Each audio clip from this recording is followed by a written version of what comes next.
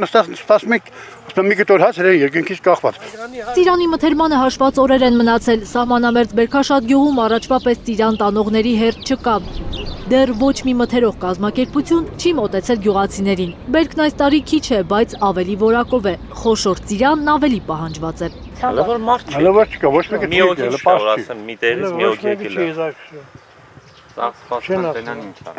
Անցյալ տարիները մեն առաջվա տարիներին մինչև ամսի ծիրան հավաքելու ժամանակին օրվան 10-15 հոգից 20 հոգի մտնում էին։ Ամեն մարդ մտնում էր, գալու էր, նայում էր, ասում էր, տալում էր, դաժե գումար էին տալի մինչև ծիրան տանելը։ Գյուղից մի 6-7 հոգի տանող անպայման մնում էր։ Անցյալ տարի 5 հատ ֆուռա մտեց գյուղը, 5 հոգի տարբեր մարդիկ։ Հայկական ծիրանն այս տարի Ռուսաստան չի հասնի։ Ծիրանի այգի պահողների աչքը վախեցած է։ Ելակ ու կերաս արտահանող բեռնատարները հասնում են Լարսի անցակերտ, հիասթափված վերադառնում։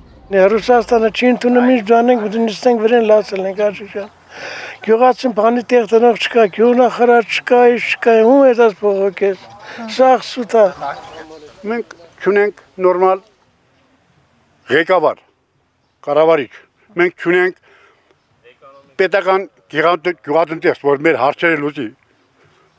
մեր մասին մեր հոգսերը հոգան։ Ում դիմենք մենք այստեղ։ Ոչ մեկին։ Ումը դիմում ենք, ոչինչ չենք ստանում։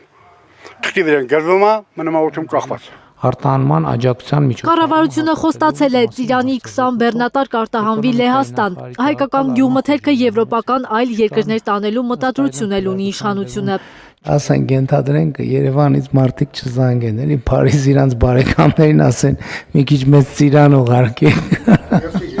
Մեր միշտ էլ Ռուսաստան արտահանվում է։ Եվրոպա չի գնաց, էսի շուտից բան ասում Եվրոպա կտանի։ Չեն հավատում Բերքաշատում Փաշինյանի խոսքերին։ Ծիրանը Եվրոպա արտահանելու համար մեծ ծախսեր են պետք։ Բացի այդ, որպեսզի հայկական քաղցրահամ միրգը հասնի Ֆրանսիա, Հունաստան, Իտալիա, Բերքն արդեն պետք է սկսեին քաղել ճյուղերից։ Եվրոպան սուտ է, աղջիկ ջան, ստե քտիտակա, ստե տանը մարմնը Եվրոպա տանելու համար ես իմ քանի 100,000 ծախս դիլի։ Նեղ սրտում են բերքաշատցիները, գյուղացու տանջանքը ջուրն է ընկնում, իսկ կառավարությունը եվրոպական երազների մեջ է։